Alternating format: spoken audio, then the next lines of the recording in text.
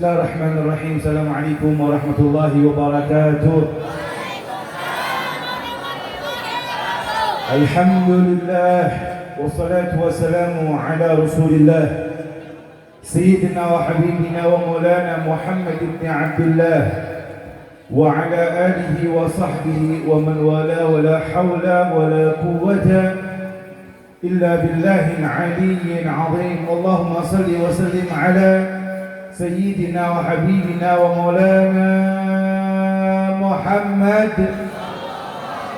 صلاة تكون لكل عسر يسرا ولكل داء دواء ولكل سقام شفاء وعلى آله وصحبه وسلم. أما بعد, yang saya cintai, saya hormati segera para kiai, para asatid, para masyayikh yang tidak dapat saya sebutkan satu persatu namanya, namun tidak mengurangi rasa hormat, cinta, ta'zim saya kepada beliau-beliau semua. Kita doakan mudah-mudahan para kiai kita, para asatid kita, para tuan-tuan guru kita, kesepuhan kita, Allah berikan panjang umur, sehat afiat, barakah dunia wal akhirah. Allah istiqamahkan selalu di dalam kebaikan, mobil khusus Khatimul Mahad Riyadhul Muta'alimin Fadilatul Kiai Maman, semoga Allah berikan kepada beliau panjang umur, sehat afiat, barakah dunia wal akhirah. Santri dan santriwati yang belajar Allah jadikan orang-orang yang bermanfaat, orang-orang yang kelak menyenangkan hati baginda Nabi Muhammad sallallahu alaihi wa alihi wasallam. Hadirin hadirat, alhamdulillah, puji syukur kepada Allah Subhanahu wa taala yang pada malam yang mulia, di bulan yang mulia, hari yang mulia, Allah kumpulkan kita bersama-sama dalam satu tempat, satu majlis, satu pondok pesantren, satu perkumpulan yang penuh dengan barakah. Kita minta sama Allah tidak ada satupun yang pulang dari tempat ini kecuali Allah ampunkan dosa-dosa kita, Allah kabulkan hajat-hajat kita, Allah selesaikan urusan dan permasalahan kita. Yang punya rumah tangga Allah jadikan rumah tangga sakinah mawaddah warahmah. Allah berikan keturunan yang saleh dan salehah. Yang menuntut ilmu Allah berikan ilmu yang bermanfaat. Yang sakit Allah angkat penyakitnya. Yang belum dapat kerjaan Allah berikan pekerjaan yang halal. Yang sedang bercocok tanam, yang sedang berternak Allah jadikan usahanya barakah. Yang belum dapat jodoh Allah berikan jodoh yang saleh dan salehah. Dan kita minta kepada Allah akhir usia kita Allah matikan kita dalam keadaan husnul khatimah. Amin Allahumma amin. Salawat serta salam tercurahkan, terhaturkan kepada kekasih kita, panutan kita, idola kita, baginda Nabi Muhammad sallallahu alaihi wa ala alihi wa sahbihi wasallam. Yang mudah-mudahan kita semua yang malam ini berkumpul mendapatkan berkahnya Nabi Muhammad. Lisan yang membaca salawat dihitung kedekatan dengan Nabi Muhammad. Hati yang berzikir kepada Allah dihitung sebagai wasilah ridhanya Allah. Dan mudah-mudahan kita semua mendapatkan pengakuan daripada baginda Nabi Muhammad di dunia dan di akhirat dikumpulkan dengannya. Amin Allahumma. Hadirin hadirat rahimakumullah, malam ini kita memperingati dalam rangka memperingati daripada 10 Muharram 1445. Kita berada di awal tahun daripada bulan Muharram yang sangat mulia, yang sangat agung, yang sangat istimewa. Pak Bu, saking memuliakannya, orang-orang Arab itu kalau dalam keadaan perang antara kabilah, dulu itu orang jahiliyah kadang-kadang suka perang satu kumpulan dengan kumpulan yang lain, satu geng dengan geng yang lain, satu kabilah dengan kabilah yang lain, satu kelompok dengan kelompok yang lain. Andai kata ada urusan anaknya atau adiknya atau kakaknya atau bapaknya atau saudaranya atau yang ada dalam satu kabilah tersebut dibunuh atau terjadi perperangan, maka ini terus akan berlanjut terus menerus. Nyawa dibayar dengan nyawa, darah dibayar dengan darah. Ini adat kebiasaan orang-orang Arab jahiliyah dulu. Tapi bagaimanapun bejatnya mereka, bagaimanapun bencinya mereka, bagaimanapun dendamnya mereka, kalau masuk bulan haram, mereka tunda dulu yang namanya perperangan. Mereka tunda dulu yang namanya balas dendam. Mereka tunda dulu yang namanya permusuhan. Kenapa? Karena mereka memuliakan bulan Muharram atau bulan haram. Bulan haram itu tidak berkaitan satu terpisah. Ada Dzulqa'dah, Dzulhijjah, Muharram. Ada yang mengatakan juga Rajab, Sya'ban, Ramadan. Beda-beda ulama mentafsirkan, tapi gaul yang sangat mu'tabar Dzulqa'dah, Dzulhijjah, Muharram yang terpisah bulan Rajab. 4 bulan hurum yang mulia, 4 bulan hurum yang istimewa. Hadirin rahimakumullah, kalau sudah keluar di bulan hurum, kalau sudah selesai bulan hurum, mereka lanjutin lagi perperangannya, mereka lanjutin lagi permusuhannya. Makanya luar biasa dendam mereka, tapi mereka bisa menyempatkan yang namanya menunda yang namanya dendam tadi. Ada kampung si Asep sama si Udin, ini dua-duanya sering tawuran, sering ribut, sering luar biasa.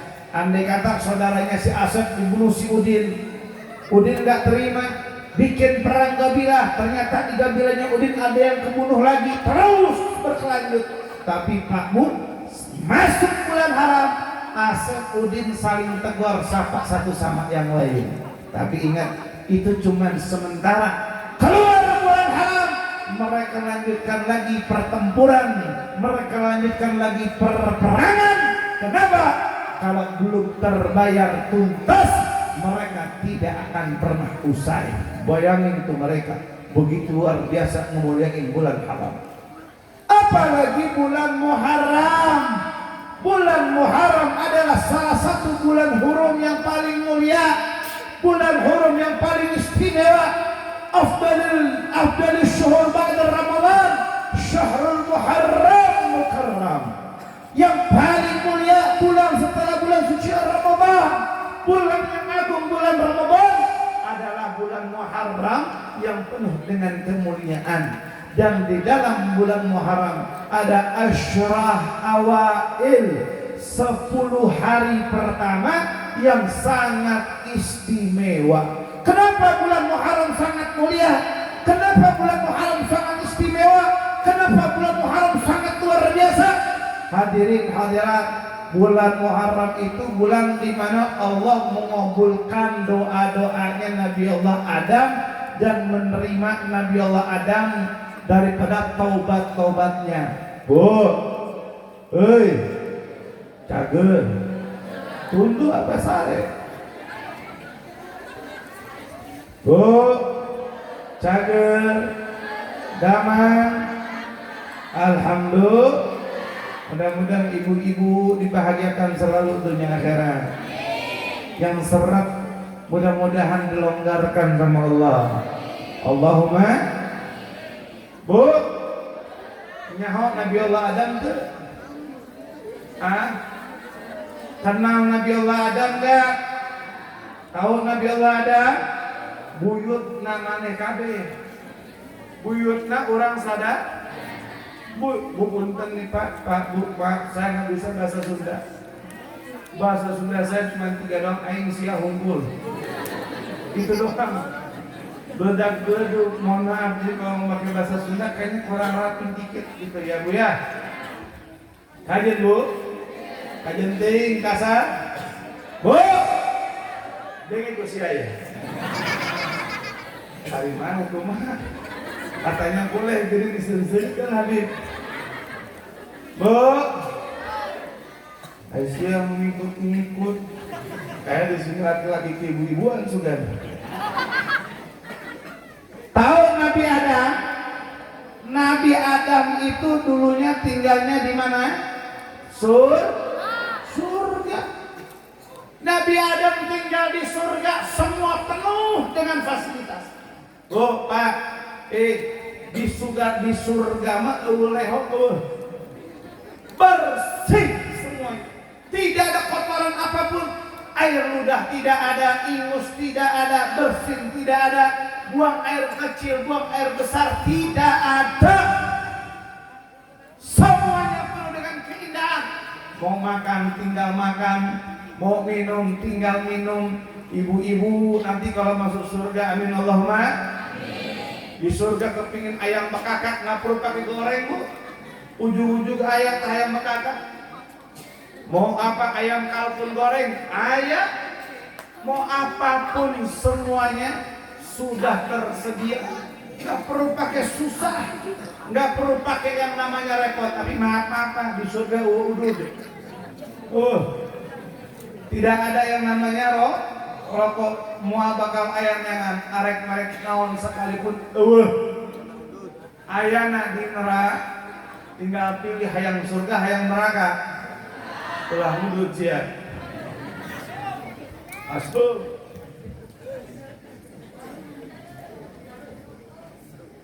Di surga mau ngapain aja sudah ada. Mau soang presto air. Ya bu. Mau apa aja ada. Apa yang terlintas di dalam lintasan hati bakal ditunaikan, diberikan sama Allah. Enak gak surga kira-kira? Enak gak?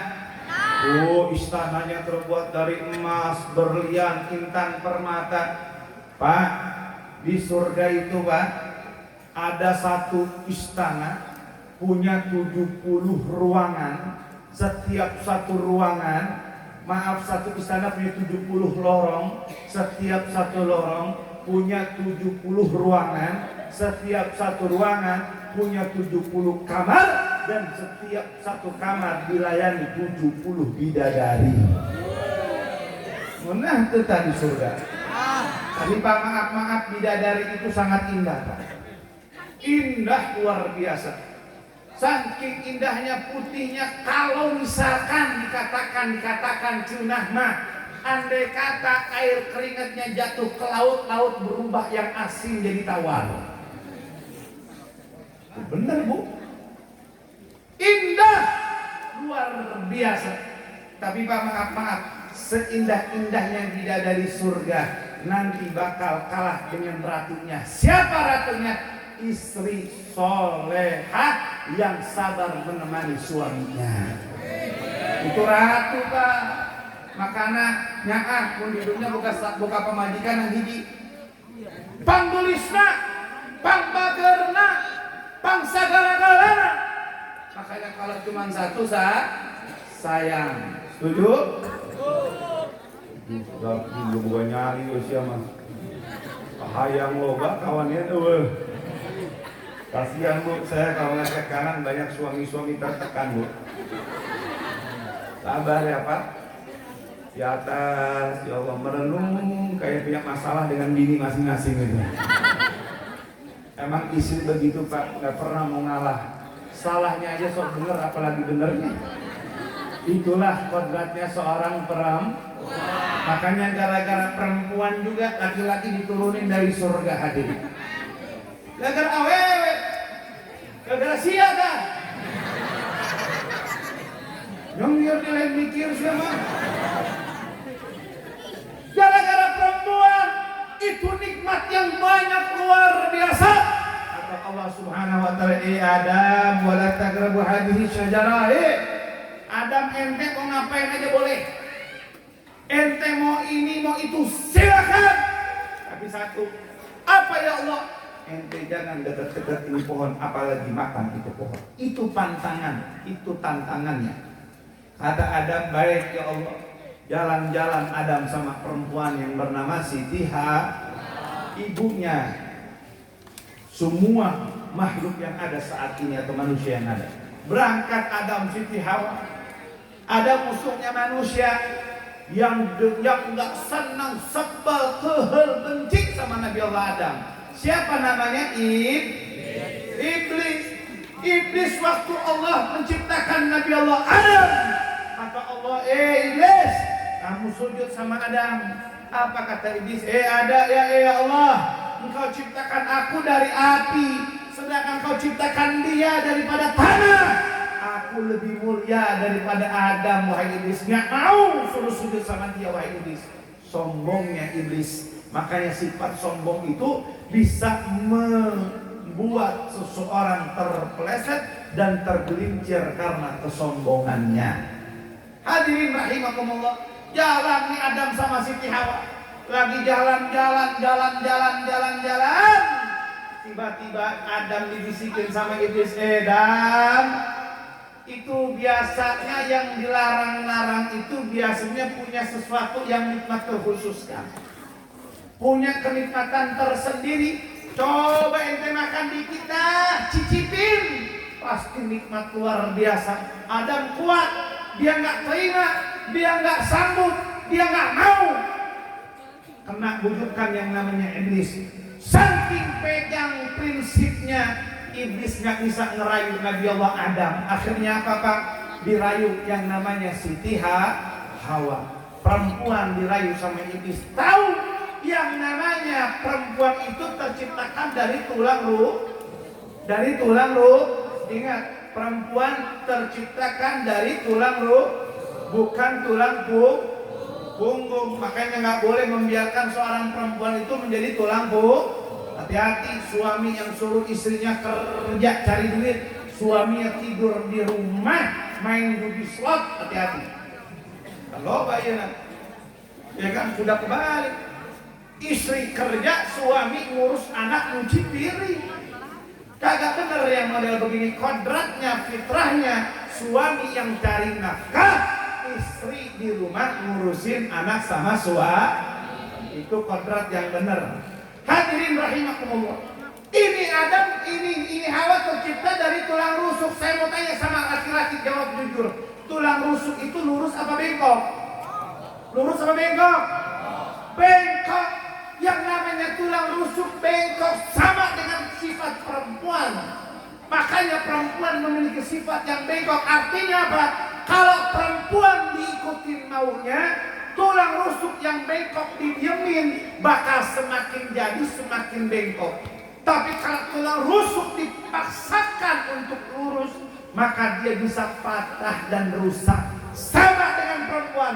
Perempuan kalau diikutin maunya makin jadi, tapi kalau dipaksakan menurut kehendak laki-laki bisa patah aral hatinya. Makanya cara menjinakkan perempuan ini usianya, cara menjinakkan perempuan jangan dikerasin, juga jangan sering-sering dilembutkan.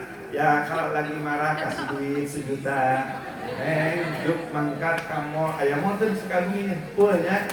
Mangkatlah Alfamidi, ngapain beli bedak Wardah kan itu, ya kan? Kalau dikasih 1 juta senyum, istri senyum, paling laki-laki cuma tekor doang sedikit. Hadirin rahimakumullah yang dirahmati oleh Allah, ini Adam dibujuk sama iblis, akhirnya ini Hawa dibujuk sama iblis, akhirnya Hawa membujuk Adam. Dan sayang, cinta deh, boleh kali sedikit mah, Allah mah bagus, Allah mah penuh kasih sayang, Allah mah penuh pengampun. Pasti kalau cuma nyicipin dikit doang mah dikasih sama Allah. Adam kuat pegang prinsip, karena yang bujuk rayunya perempuan. Akhirnya Adam gak kuat, Adam dan Hawa makan itu buah yang kata orang-orang disebut buah khuldi. Dimakan itu buah khuldi, ditelan itu buah khuldi. Akhirnya Adam sakit perut, mules-mules di surga, gak ada kamar mandi Pak.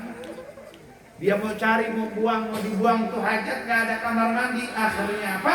Karena mules yang luar biasa menjadikan asbab Adam diturunkan ke muka bumi bersama Siti Hawa. Gara-gara perempuan yang keroknya, laki-laki turun dari surga. Rahasia ya. Hadirin rahimakumullah, Nabi Allah Adam di surga udah enak turun, tapi ingat turunnya Nabi Allah Adam adalah sunnatullah, karena Allah ingin menjadikan ini ja'ilan fil ardi khalifah. Allah Allah ingin menjadikan manusia atau khalifah di muka bumi ini, maka Adamlah yang terpilih menjadi khalifah di atas bumi ini. Ketika Nabi Allah Adam turun, dia nyesal 40 tahun. Nabi Adam dipisahkan dengan Siti Hawa. Hawa di mana? Adam di mana? Setiap hari Nabi Allah Adam menyesal. Setiap hari Nabi Allah Adam menangis. Sampai Nabi Allah Adam berdoa, Rabbana zalamna anfusana wa illam taghfir lana lanakunanna minal khasirin. Ini istighfarnya Nabi Adam. Ini permintaan maafnya Nabi Adam. Ini penyesalannya Nabi Adam. Akhirnya apa? Pada tanggal 10 Muharram Allah terima taubatnya Nabi Allah Adam, dan itu adalah hari kemuliaan yang agung. Tanggal 10 Muharram ada apa lagi hari? Tahu Nabi Allah Nuh? Bu. Tahu Nabi Nuh? Nabi Allah Nuh ini bapaknya manusia yang kedua setelah Nabi Adam. Abal Bashar Thani, bapaknya manusia yang kedua. Nabi Allah Nuh ini umurnya 950 tahun sekian. Berapa umurnya? 950 tahun sekian. Dakwahnya ngajak bener orang, ngajak dalam kebaikan selama 900 tahun. Berapa Bu? 900. Yang beriman sama Nabi Allah Nuh nggak lebih dari 80 orang. Bayangin 900 tahun dakwahnya yang masuk Islam, dakwahnya yang terima cuma 80 orang. Berarti kurang lebih dalam 10 tahun satu orang. Kira-kira kalau 10 tahun satu orang yang masuk Islam, kesel apa capek? Ada ustaz dakwah kelalang keliling yang masuk, yang dengerin jamaahnya 10 tahun sekali cuma satu orang. Ada apakah kamu begitu? Kalau ada, berhenti kali jadi ustaz. Ada kiai buka pesantren 10 tahun sekali, santrinya cuma nambah satu. Kira-kira kesel nggak tuh kiai? Ada orang misalkan jualan 10 tahun sekali baru laku satu. Enak nggak kira-kira? Kagak. Nabi Allah Nuh dakwah 900 tahun, yang masuk Islam nggak lebih daripada 80 orang. Kesel, umatnya cengkal, umatnya ngeyel. Sifat manusia Nabi Allah Nuh keluar. 900 tahun berdakwah, yang masuk Islam sedikit. Nabi Allah Nuh ngadu sama Allah, ya Allah, ini saya punya umat kebangetan banget. Saya ajak benar bukannya ngikutin, saya ajak beriman malah ngeledekin, saya ajak ke jalan yang lurus dia malah ninggalin. Aku nggak kuat ya Allah, tolong berikan siksa kepada mereka. Tunjukkan kebesaranmu, tunjukkan keagunganmu, beri berkat peringatan ya Allah. 900 tahun dakwah cuma 80 orang, udah gitu diledekin, udah gitu dikerjain. Nabi Allah Nuh kesal. Akhirnya kata Allah Subhanahu wa ta'ala, Nuh sabar, nanti aku bakal kerjain mereka. Apa itu ya Allah? Kata Allah, saya bakal kirimkan hujan yang deras, nanti kamu bikin perahu. Kata Nabi Allah Nuh, wahai Allah, mau bikin perahu di mana? Ini tanahnya tandus, nggak ada yang namanya pepohonan. Kata Allah Subhanahu wa ta'ala, Nuh, kamu bikin perahu di atas gunung, kamu tanam dulu yang namanya pohon tersebut. Tanam pohonnya, maka dia akan menjadi pohon yang besar. Lalu kau jadikanlah dari kayu tersebut satu perahu yang kau bisa berlabuh dengannya. Lihat hadirin, nggak langsung ada prosesnya dulu. Makanya hidup itu nggak langsung bahagia. Nggak ada hidup langsung bahagia. Butuh yang namanya proses, butuh yang namanya pengorbanan, butuh yang namanya usaha. Tidak instan. Hari ini makan, Anda bisa langsung kenyang, tapi proses untuk mendapatkan makanan yang akan membuat Anda kenyang itu perlu dilakukan. Nabi Allah tanam tuh pohon, makin gede, itu pohonnya rindang, ditebang, dibikin kayu, kayunya dibikin perahu baru jadi. Emang biasa umatnya ngeyel-ngeyel. Itu umatnya Pak Bu, setiap hari naik ke atas gunung meledek Nabi Allah Nuh, dibilangin, Nuh kamu udah mulai gila. Ngapain bikin perahu di atas gunung? Mana ada laut, nggak ada sungai, nggak ada apa-apa. Oh malah bikin perahu di atas gunung. Buat apa itu perahu? Diledekin Nabi Allah Nuh. Semakin jadi mereka umatnya, bahkan saking luar biasa ngeyelnya, itu orang-orang pada buang kotoran di situ. Itu orang-orang maaf pada buang BAB, sakit perut naik ke atas trot, berak di situ. Muncul lagi begitu sampai dikatakan dalam riwayat itu perahu Nabi Allah Nuh penuh dengan yang namanya kotoran manusia.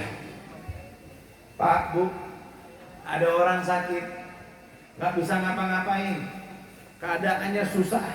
Ini orang diangkat, digotong ke atas perahu, tiba-tiba tisoleda.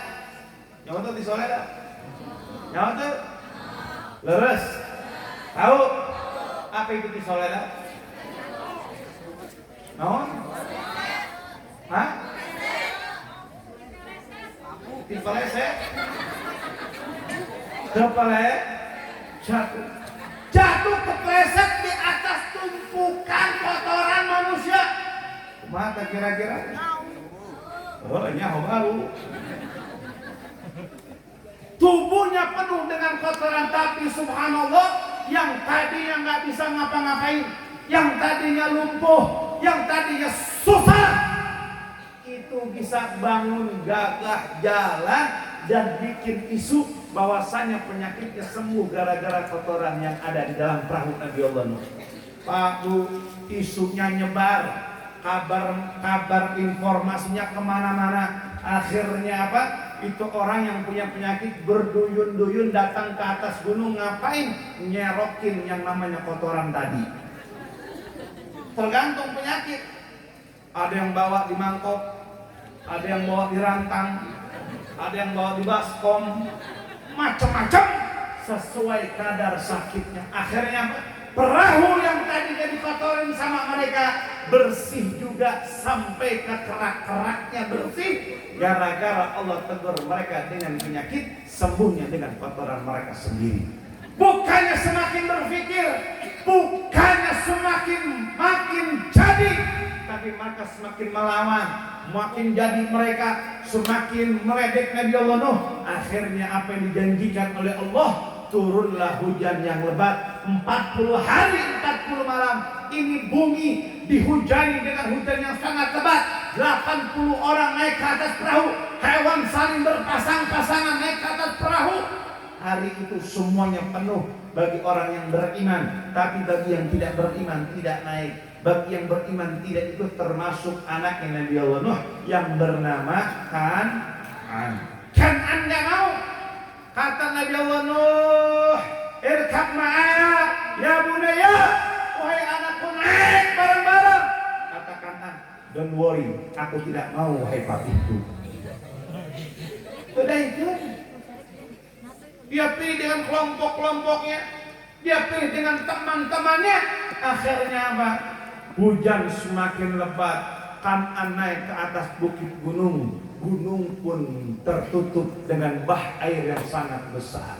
Hari itu semua manusia, semua hewan, semua makhluk yang tidak ikut dengan Nabi Allah Nuh binasa, hancur. Makanya Nabi Allah Nuh dijulukin bapak manusia kedua. Aba Bashar Tsani, bapaknya manusia yang kedua setelah Nabi Allah Adam. Itu perahu Nabi Allah Nuh mendarat di Bukit Judi pada tanggal 10 Muharram. Jadi 10 Muharram ini banyak sejarahnya. Apalagi Nabi tahu Nabi Allah Ibrahim. Tahu Nabi Allah Ibrahim? Nabi Allah Ibrahim ini punya julukan bapaknya para nabi.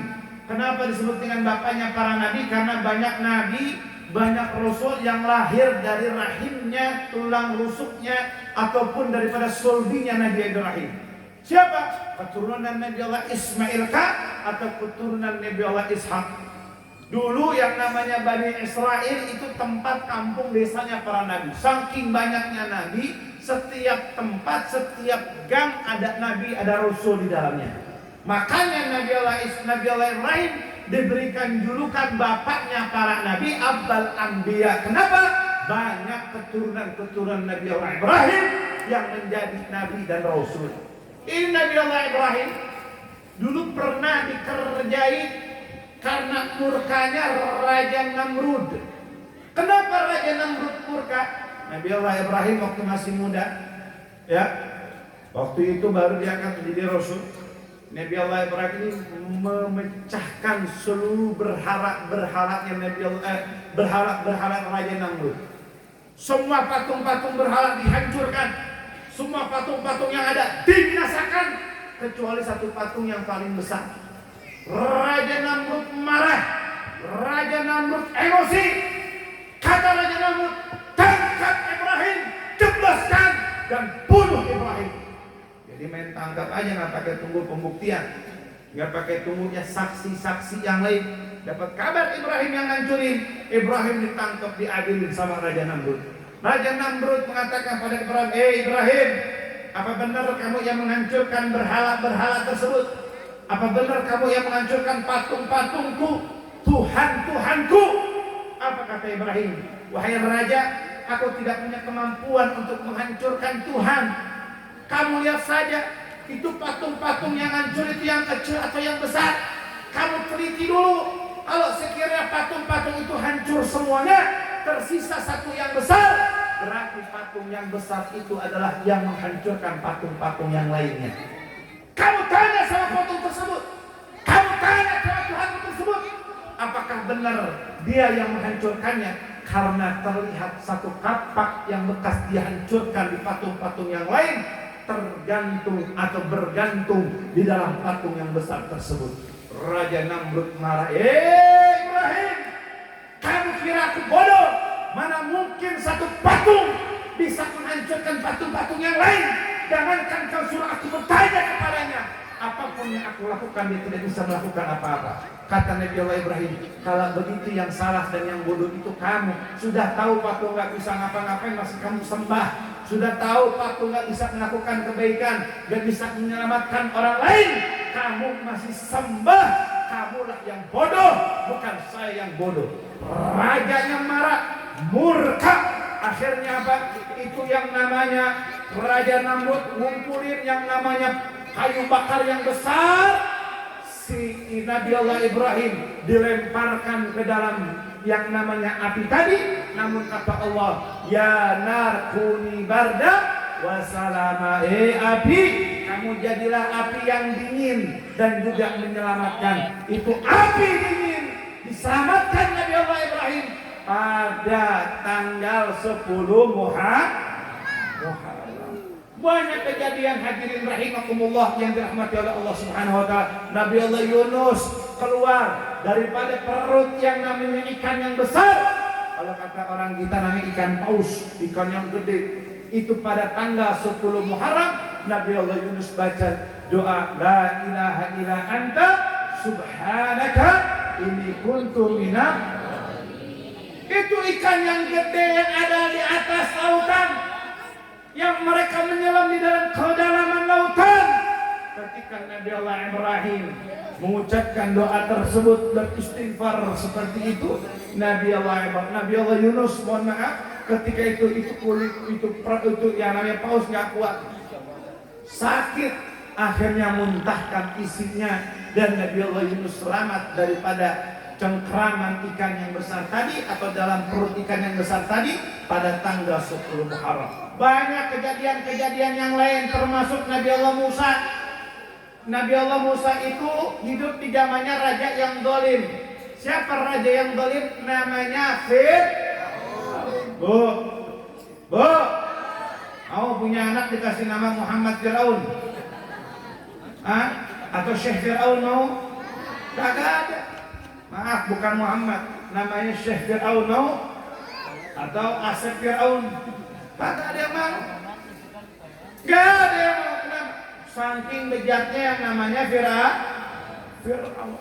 Saking luar biasanya. Bayangin Pak Bu, Fir'aun ini dayang-dayangnya perempuan cantik-cantik banyak kali. Fir'aun jelek hitam, jelek cakepan keinana jalan Fir'aun jauh kemana-mana.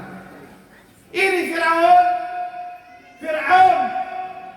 zalimnya luar biasa.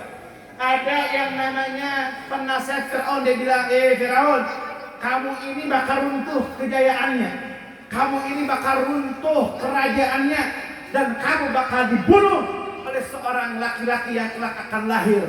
Akhirnya apa? Kuasa Allah. Lihat, saat Fir'aun bikin pengumuman, siapa saja bayi yang lahir, perempuan yang hamil, lahir ke alam dunia, wajib dibunuh, wajib di bumi hanguskan. Yang keluar anaknya laki-laki dibunuh, yang lagi hamil, lahir, dibunuh. Semuanya. Lihat kuasa Allah. Allah hanyutkan bayi Nabi Allah Musa ke dalam sungai Nil. Waktu di sungai Nil ada namanya istrinya Fir'aun, namanya Asia. Siapa? Asia, seorang perempuan yang salihah. Makanya perempuan, seorang istri, andai kata punya suami ngeliat, punya suami gak pernah mau nurut, gak pernah nyenengin, gak pernah ngebahagiain, jangan khawatir. Kata Nabi Muhammad, istri yang sabar akan perlakuan buruk suaminya, maka dia mendapatkan pahala daripada pahalanya Asia yang sabar menghadapi suaminya yang bernama Fir'aun. Bu, suami kita sama Fir'aun dolim siapa? Dolim siapa? Suami kita sama Fir'aun galak siapa? Benar. Berarti sama suami kita masih mendingan suami Makanya sabar, jangan banyak ngeluh sama suami. Segalak-galaknya, sedolim-dolimnya suami kita tidak sedolim yang namanya Fir'aun. Ini Asia lagi dipikir kali, diambil itu bayi yang masih kecil, lucu, tampan, gagah, dibawa ke istananya Fir'aun. Lihat kuasa Allah. Fir'aun yang sudah banyak membunuh ribuan anak kecil, waktu itu saat istrinya membawa Nabi Allah Musa yang namanya Fir'aun bingung mau dibunuh. Kata istrinya, sabar, kamu jangan bunuh anak ini anak kecil gak akan membawa kebaikan. Akhirnya apa? Fir'aun bikin yang namanya suatu percobaan. Diambillah bara yang membara dan juga dibawalah yang namanya kurma. Kata Fir'aun, kalau anak ini anak biasa, maka yang dia ambil adalah asal-asalan. Tapi kalau anak ini anak yang benar, anak ini anak yang baik, anak ini anak yang dikhawatirkan olehku, dia akan menjauhkan daripada yang namanya bara api. Pasti dia punya kelebihan. Itu Nabi Allah Musa waktu kecil mau ngambil yang namanya kurma tadi, subhanallah, sama malaikat dibalikan, bukan kurma yang diambil bara. Makanya Nabi Allah Musa agak sedikit cadel ucapannya. Ada yang mengatakan gara-gara dulu sempat minyak ataupun makan darah. Tapi Nabi Allah Musa, Nabi yang paling kuat. Subhanallah, akhirnya istrinya bisa meyakinkan suaminya Fir'aun pun luluh. Ini Nabi Allah Musa hidup di zamannya, hidup di istananya, dirawat sama istrinya, sampai tumbuh besar menjadi seorang nabi, seorang rasul yang gagah. Dan dikatakan yang menghancurkan, yang meluntur-lantahkan, dan yang membunuh Fir'aun di dalam peperangan yang sangat besar adalah Nabi Allah Musa.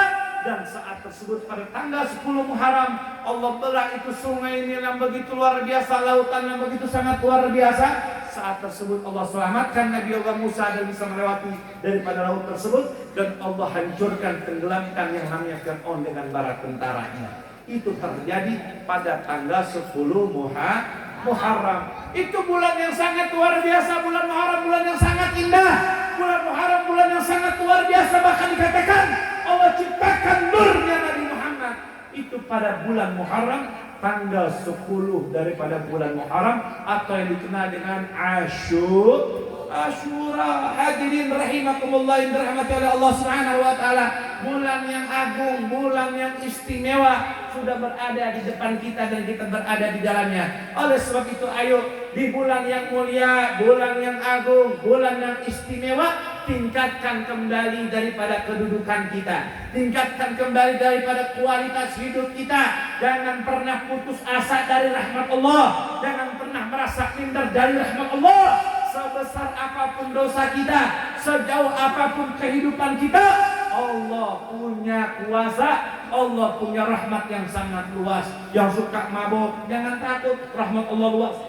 Habib, saya suka dosa, saya suka berzina, saya suka bahkan pernah membunuh, saya orang yang bengis, saya orang yang kotor. Kira-kira Allah bakal ampunkan dosa-dosa saya atau tidak? Allah maha luas ampunannya. Pak, Bu, ada cerita dalam kitab Duratun Nasihin. Dikatakan seorang pembunuh ini sudah bunuh 99 orang. Berapa banyak, Pak? Bu, berapa orang? 99 orang sudah dibantai, sudah dibunuh sama dia. Saking besarnya, saking ditakutinya, saking dicap tukang bunuhnya, gak ada orang yang mendekatin. Akhirnya datang Hidayat ingin taubat.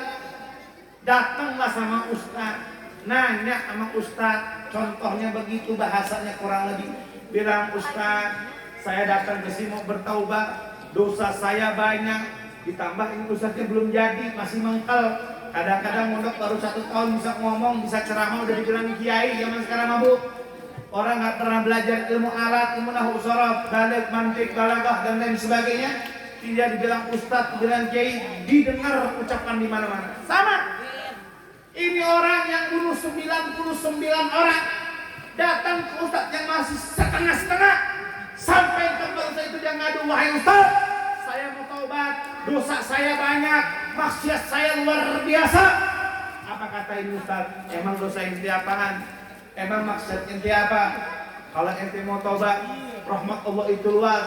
Ustaz, saya ini udah bunuh 99 orang. Ustaznya dengar kabar begitu, matanya melotot, dia kaget, dia lompat, dia loncat. Dia katakan, dosa kamu sangat besar, maksiat kamu sangat luar biasa. Kau membunuh seorang yang sangat banyak. Jangankan 99 orang, satu darah kau tumpahkan, satunya kau layangkan. Allah sangat murka. Kata ini bajingan tengik tadi, aneh datang mau tobat, malah diceramahin, malah dibentak-bentak. Kepala wes sekalian saya paling paihan. 99 ditambah 1 jadi 100. Ustadznya dibunuh sekalian sama ini orang, ustadznya dibantai sekalian sama ini orang. Setelah dibantai dia cari ustadz-ustadz yang lain. Datang ke satu ustadznya udah matang. Kalau ini gondoknya lama, dia di Muqta'alimin, belajarnya benar-benar sungguh-sungguh. Kata ini ustadz, kamu datang ke sini mau apain wahai saudaraku? Wahai ustadz, wahai kiai, aku sudah bunuh banyak orang. Aku sudah membunuh. Berapa orang yang bunuh? Tadinya 99 orang, tapi gara-gara ustadz satu melotot sama saya, marah-marah sama saya bunuh sekalian ustadz tadi. Kata ustadznya, ayo paling paham. Oke. Palau, kata dia, sabar. Kamu gak usah khawatir. Jangan pernah putus asa dengan rahmat Allah. Rahmat Allah itu luas. Jangankan kamu bunuh orang begitu banyak. Apapun dosa-dosamu, kalau Allah sudah memberikan kamu petunjuk dan hidayah, Allah akan ampunimu. Wahai Ustaz, benarkah saya bakal dimaafkan dosa-dosanya? Ya, kamu bakal dimaafkan, kamu bakal diampunkan oleh Allah. Karena rahmat Allah begitu sangat luas. Rahmatullah wasi', rahmatnya Allah sangat luas. Ampunan Allah lebih luas daripada dosa-dosa kita. Makanya kita anjurkan baca Allahumma maghfiratuka awsa'u min dunubina wa rahmatuka arja indana min a'malina. Ya Allah, ampunanmu lebih luas daripada dosa-dosa kami, dan rahmatmu lebih kami andalkan daripada amal ibadah kami.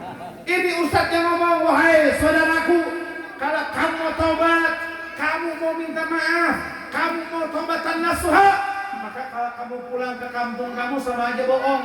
Lebih baik kamu hijrah dari tempat kamu. Kamu jauhkan itu kampung.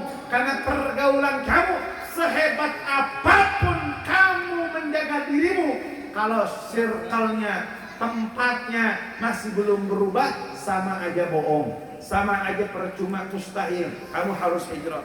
Kata ini orang yang mau tobat, baik wahai Ustaz, saya akan tinggalkan tempat kampung saya. Melangkahlah ini orang yang tadi sedang mencari rahmat Allah dan ampunan Allah. Baru beberapa langkah, beberapa ratus langkah, ini orang meninggal dunia, kedahului oleh malaikat maut. Meninggal. Malaikat rahmat sama malaikat, yakni malaikat rahmat sama malaikat yang buat tukang gebuk, duel debat. Kata malaikat yang satunya, ini mah jatah saya, dosanya banyak, bunuhnya banyak, biarkan saya siksa saja nanti di akhirat. Ini sudah nggak diterima, dia belum melakukan kebaikan, dia belum melakukan satu hal yang baik, udah buat saya saja. Kata malaikat rahmat ngadu juga, jangan, ini punya saya, dia sudah jalan dengan jalan yang benar, dia sudah menyesali perbuatannya, dan dia sudah tobat kepada Allah. Malaikat satu lagi, yang malaikat yang tadi, yang tukang gebukin, dia nggak terima, nggak ada, dia belum punya amal sedikit pun, dia belum punya kebaikan sedikit pun, dosa-dosanya sangat banyak. Turun malaikat Jibril melerai. Kata malaikat Jibril, begini aja dah, gampangnya, itu banyak mana? Dari kampungnya dia ke tempat ini melangkah, atau dari tempat ini menuju tempat hijrahnya dia. Akhirnya dihitung, ternyata malaikat rahmat yang berhak memilikinya. Kenapa? Langkahnya lebih banyak untuk melangkah mencari ridha Allah Subhanahu wa taala, padahal dia belum melakukan kebaikan apapun. Artinya apa? Jangan pernah putus asa dari rahmat Allah. La taqnatu min rahmatillah. Jangan pernah putus asa dari rahmat Allah. Rahmat Allah begitu luas, rahmat Allah begitu luar biasa. Sehebat apapun dosa kita, sebanyak apapun maksiat kita, kalau Allah berikan kehendaknya, Allah berikan kemauannya, Allah bakal rubah yang buruk menjadi yang baik. Ayo kita bertambah hari, bertambah waktu, setiap tahun masuk tahun, masuk tahun, masuk tahun, bertambah terus, maka bertambah pula lah amal kita. Karena Nabi Muhammad mengatakan, khairukum man tala umruhu wa hasuna amaluhu. Sebaik-baiknya orang di antara kalian yang panjang umurnya juga banyak melakukan kebaikan. Wa syarrukum man tala umruhu wa syarr amaluhu.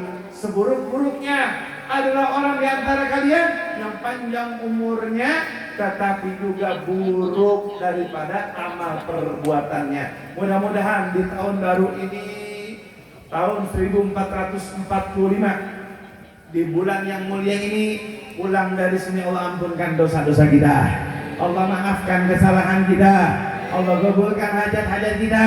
Yang punya masalah selesaikan masalahnya, yang punya problem Allah bereskan problemnya.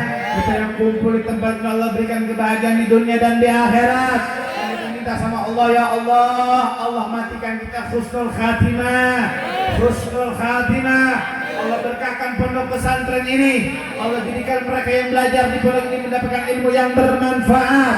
Dijadikan oleh Allah orang-orang yang bermanfaat, bukan hanya orang-orang saleh, tetapi juga mereka orang-orang yang muslih, yang dapat mensolehkan orang-orang yang lain. Dan mudah-mudahan kita semua yang hadir, kalau tahun kemarin kita jauh daripada Allah, tahun ini Allah dekatkan dengan Allah. Kalau kemarin kita jauh dari kebaikan, tahun ini Allah dekatkan dengan kebaikan. Dan mudah-mudahan tahun ini menjadi tahun kebahagiaan untuk kita, dan terus menerus sampai akhir hayat kita.